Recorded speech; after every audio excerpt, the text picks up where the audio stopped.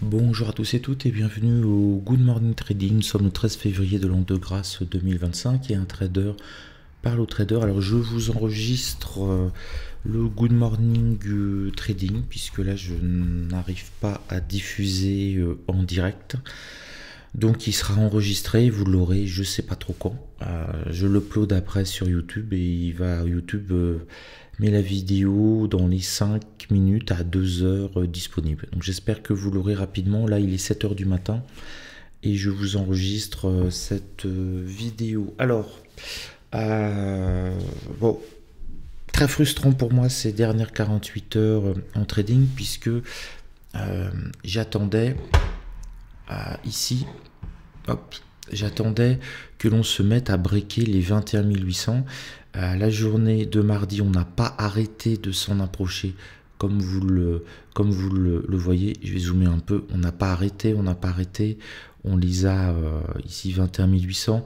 On passe au-dessus, on essaye, là on essaye de s'accrocher. Et la journée d'hier, même chose.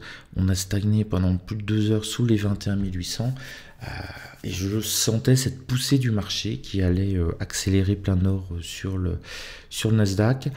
Donc à chaque fois, je prenais pas mal des positions assez lourdes en nombre de lots pour qu'on break les 21 800. Alors, on breakait les 21 800, c'était pas trop un souci, on montait à 805, 810, 815 et on redescendait et il fallait recommencer. Alors des petits gains puisque je mettais des stop profit et à chaque fois on redescendait, donc j'encaissais 3-4 points alors que j'espérais en prendre 50-60 sur le break des 21 800. Je m'étais dit on va aller vers ici rechercher la résistance à mensuelle et peut-être même la breaker. Voilà, alors ici on l'a effectivement. Alors je vous montre comme quoi ils sont taquins en bourse quand même. On l'a eu effectivement ce fameux break que j'attendais, la cassure des 21 800, puis la cassure, la middle-air mensuelle et l'envolée.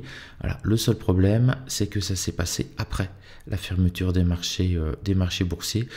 Et on a eu ça, voilà. Donc moi j'arrête, quoi qu'il arrive, de trader à 21 h et 59 minutes.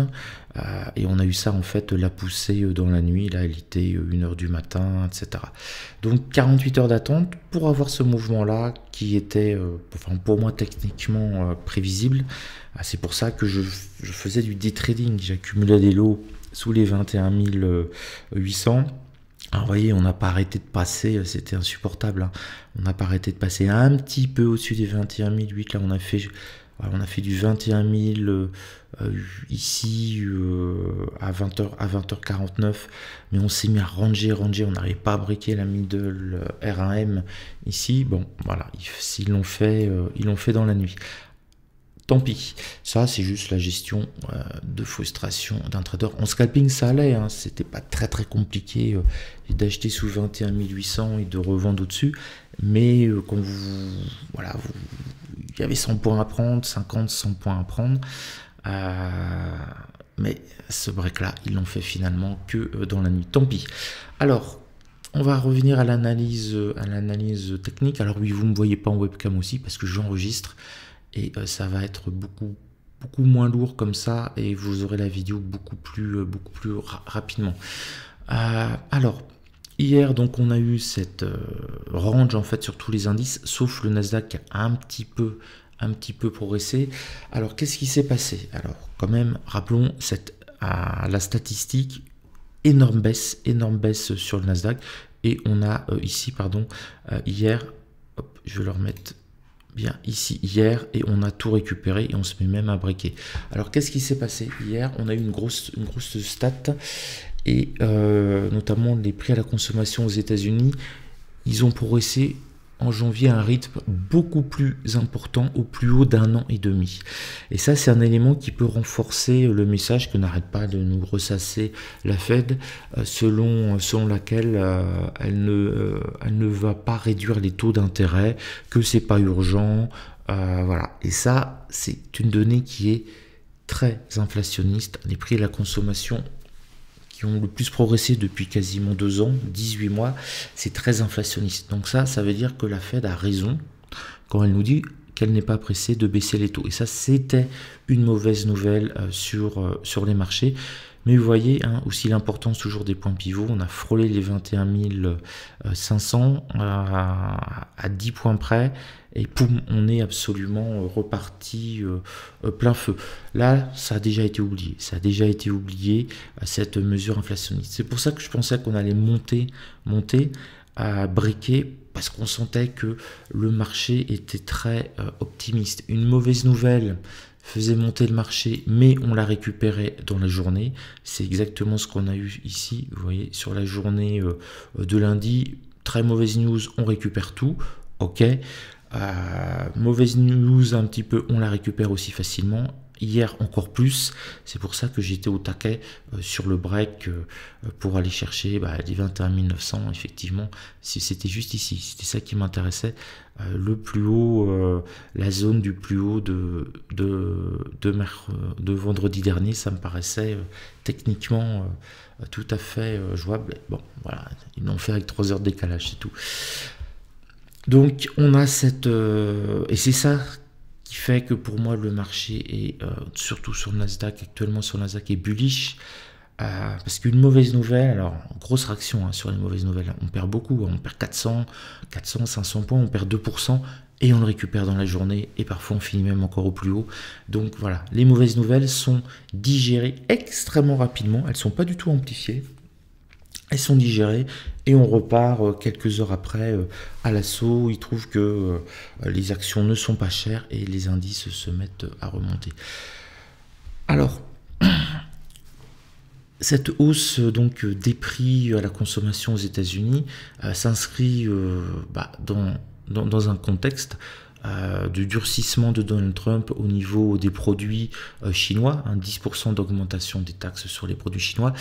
Bah oui, au final, les consommateurs américains les achètent plus cher, donc les prix augmentent. D'ailleurs, Donald Trump a dit si les prix augmentent et que ça réduit le pouvoir d'achat des Américains, entre guillemets, ce n'est pas grave, je continuerai quand même parce que je pense qu'à long terme, c'est mieux pour les Américains. Mais quoi qu'il en soit, la Fed avait mis en garde et on a peut-être les premiers résultats de ce bras de fer que fait Donald Trump avec les dirigeants chinois, avec l'économie chinoise. L'inflation, les prix augmentent aux États-Unis, donc si les prix augmentent, si l'inflation augmente, ne vous attendez pas à une baisse des taux. D'ailleurs, on le voit hein, sur le Fed Watch du CME. Hier, on avait 80% des gens qui pensaient que les taux allaient baisser de 0,25 d'ici la fin de l'année, et on en est à 70%. Donc il y a de moins en moins de monde, enfin il y a toujours une majorité, mais moins de monde qui pense que les taux peuvent baisser. Donc là, toutes les statistiques qui vont être liées à l'inflation durant les prochaines semaines vont être scotées et peuvent nous faire comme ça des mouvements de perte de 2% des indices américains en quelques minutes. Donc il va falloir faire très attention. Mais le trend de fond, massivement, mauvaise nouvelle, ça remonte. Mauvaise nouvelle, ça remonte. Très mauvaise nouvelle. Là, c'est taxation 25%, etc. sur le Mexique et tout ça. Ça remonte. Alors, ça remontait difficilement, hein, mais maintenant, on voit que ça remonte beaucoup plus vite. Alors, attention aux amplitudes. Voilà, c'est le danger quand Donald Trump est au pouvoir. Une déclaration, un décret, boum, ça peut bouger vite. Mais en tout cas, le marché reste hyper positif. On remonte, ils s'attendent à des baisses d'impôts pour les entreprises américaines, etc. Donc voilà où on en est. Alors, je vous invite aussi à regarder l'indice de volatilité du CBO. C'est ce qu'on appelle l'indice de la peur, hein, qui indique le niveau de peur à Wall Street. Et vous allez le voir, bon là je ne l'ai pas, parce que j'ai des moyens techniques assez limités. Il a grimpé depuis une semaine à de très hauts niveaux. Bon, on n'a pas besoin d'eux pour nous le dire, hein. Si on trade, vous voyez la nervosité, le carnet d'ordre, ça part dans tous les sens. Il y a une grosse excitation. Donc voilà à peu près ce que je voulais vous dire. Donc faites hyper attention aux indices inflationnistes. À mon avis, ne vous précipitez pas, mais pas du tout à shorter un tel marché. Quand on digère de très mauvaises nouvelles, c'est vraiment des mauvaises nouvelles, hein, qu'on a eu la hausse des prix aux États-Unis, c'est un peu ce qu'il y a de pire, hein, pour empêcher la Fed de baisser les taux. Et on a tout effacé et on est même un petit peu au-dessus au taquet. Donc voilà, le marché est bullish. Donc face à un tel marché, on ne s'oppose pas. Regardez, dans la nuit, bon là, le CAC 40, comme maintenant il est 7h15, est fermé, donc ne prenez pas en compte le chiffre que vous voyez là sur le CAC 40, hein. Le CAC 40 est aux 35 heures, il n'est ouvert que de CAC 40 futur, il n'est ouvert que de 8h à 22h, quand tous ses collègues bossent 23 heures par jour. Le DAX, on va le regarder, donc lui il est tout à fait comment dire, tout à fait, lui il a bien coté la nuit, il a profité de l'accélération dans la nuit, donc vous voyez, marché ultra bullish, on a pris 500 points là, depuis la mauvaise nouvelle sur l'inflation. Le Dow Jones, lui, stagne, donc ça c'est intéressant. Attention, il est au milieu de son range, hein. Il n'y a aucune catastrophe sur le Dow Jones. Grosso modo, on a un point bas à 44 000, point pivot mensuel, un point haut à 45 000, middle R1 mensuel, c'est par hasard, et là on stagne entre les deux. Mettez bien les points pivots, toujours regardez hier, middle S1S, on l'a touché pile et ça a été la zone de rebond. Donc si vous ne l'aviez pas sous les yeux, vous pouviez, si vous êtes trader Dow Jones, louper ça. Excusez-moi, c'est mon alarme. Hop, voilà. Donc là, on est en pleine remontée. On est en pleine, alors sur le DAX, en pleine remontée. Alors là, ça y est, il a breaké le plus haut annuel. On est sur le plus haut de tous les temps. Quand je pense que je l'ai acheté à 5000 points, alors ça fait un bout de temps, hein, mais voilà, il est maintenant quasiment 22 500. Bon, je vous parle même pas du Dow Jones que j'ai acheté à 10-11 000 points, qui est à 44 000, hein, il a été multiplié par 4. Mais lui, voilà, attention, ce qui est intéressant, c'est qu'il, quand il va chercher ses points bas, il réagit bien, mais il est quand même en milieu de range. Là, il est très attentif. Le Nasdaq, je viens de vous le faire, lui, il est en haut de range, et puis il pousse. Alors, bon, la prochaine fois, il nous fera sa sortie de range sur la middle R1 mensuelle pendant la séance de bourse. Et là, j'en profiterai un maximum. Là, il nous l'a fait dans la nuit. Bon, voilà. Je vais devoir gérer cette petite frustration, la manger toute la journée.